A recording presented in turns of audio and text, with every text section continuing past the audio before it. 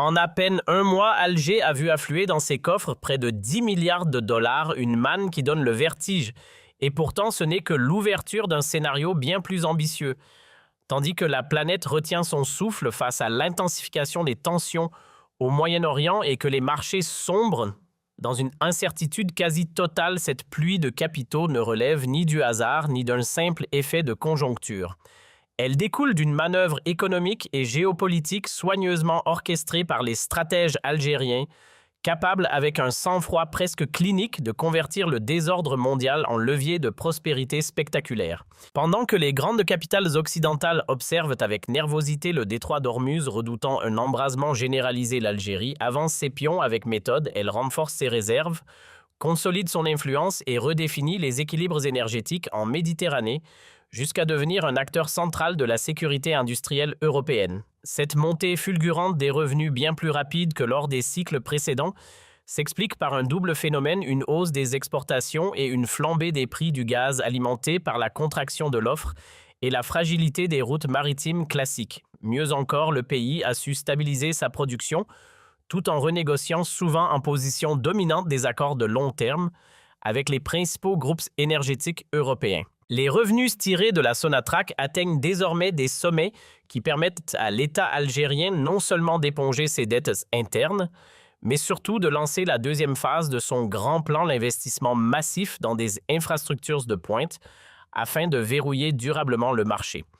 Le but ultime est beaucoup plus agressif que la simple gestion de rente car il s'agit de s'imposer définitivement comme le maître absolu de l'énergie face à une Europe totalement prise au piège de ses engagements écologiques prématurés et de son divorce brutal avec le gaz russe.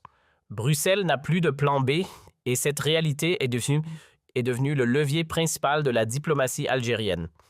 Les responsables européens, autrefois donneurs de leçons sur les réformes structurelles, se pressent aujourd'hui dans les salons d'Alger avec une humilité qui frise la subordination. La dépendance de l'Allemagne, de l'Italie et de l'Espagne vis-à-vis des pipelines Transmed et Medgaz est telle que la moindre interruption technique ou politique provoquerait un séisme industriel sur le vieux continent. L'Algérie le sait et utilise cette arme énergétique avec une maestria redoutable, exigeant des contreparties qui vont bien au-delà du simple paiement en devises. On parle désormais de transferts technologiques obligatoires de participation algérienne dans des réseaux de distribution européens et d'investissements étrangers directs dans les secteurs miniers et agricoles algériens comme condition sine qua non à la signature de nouveaux contrats gaziers. Même si Washington tente de conserver son influence en proposant son gaz de schiste sous forme de GNL, les coûts de logistique et les contraintes environnementales du gaz américain ne peuvent rivaliser avec la proximité géographique et la compétitivité du gaz algérien acheminé par pipeline. Les événements géopolitiques actuels rebattent toutes les cartes et l'Algérie jongle aujourd'hui avec les superpuissances avec une aisance déconcertante. D'un côté, elle renforce ses partenariats stratégiques avec la Chine et la Russie pour la modernisation de son armée et de ses infrastructures lourdes, et de l'autre, elle maintient l'Europe sous perfusion énergétique, dictant ses propres conditions à une Union européenne fragmentée et affaiblie. Ce n'est plus l'Europe qui exige des normes et des standards. C'est l'Algérie qui sélectionne ses clients en fonction de leur alignement sur ses intérêts stratégiques et de leur volonté de contribuer à l'émergence d'une économie algérienne diversifiée. Le message envoyé à l'Occident est implacable et sans ambiguïté. Celui qui contrôle le gaz aujourd'hui détient les clés de la survie économique de demain. Dans un monde en pleine transition énergétique, où le gaz naturel est reconnu comme l'énergie de transition par excellence, l'Algérie se retrouve assise sur un trésor dont la valeur politique dépasse largement la valeur marchande. Le rapport de force a définitivement basculé. Alger n'est plus le petit frère ni le partenaire secondaire, mais un acteur souverain qui impose un nouvel ordre économique régional. Cette manne de 10 milliards de dollars en 30 jours est le premier signal d'une ère où les pays producteurs et l'Algérie en tête ne se contenteront plus des miettes de la chaîne de valeur, mais exigeront la maîtrise complète des flux et des technologies. L'analyse de cette situation démontre que l'Europe est entrée dans une zone de vulnérabilité extrême. Chaque décision prise à Alger concernant les quotas d'exportation ou la maintenance des gazoducs a des répercussions immédiates sur le prix de l'électricité à Berlin ou sur la survie des usines chimiques à Milan. La diplomatie du gaz remplace la diplomatie classique. L'Algérie, en finançant massivement l'exploration de nouveaux gisements comme ceux de Hassi Rmel et en développant ses capacités de liquéfaction se prépare à saturer le marché européen pour empêcher toute velléité de diversification.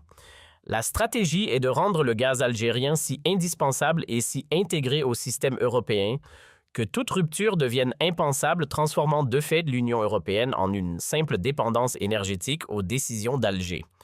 Les statistiques de la Banque d'Algérie et les prévisions des agences internationales confirment cette tendance lourde. Les réserves de change explosent, offrant au pays un bouclier financier qui lui permet de résister à n'importe quelle pression extérieure. Cette autonomie financière est le socle de la nouvelle posture agressive sur la scène internationale. L'Algérie n'hésite plus à utiliser son poids énergétique pour peser sur les dossiers brûlants de la région.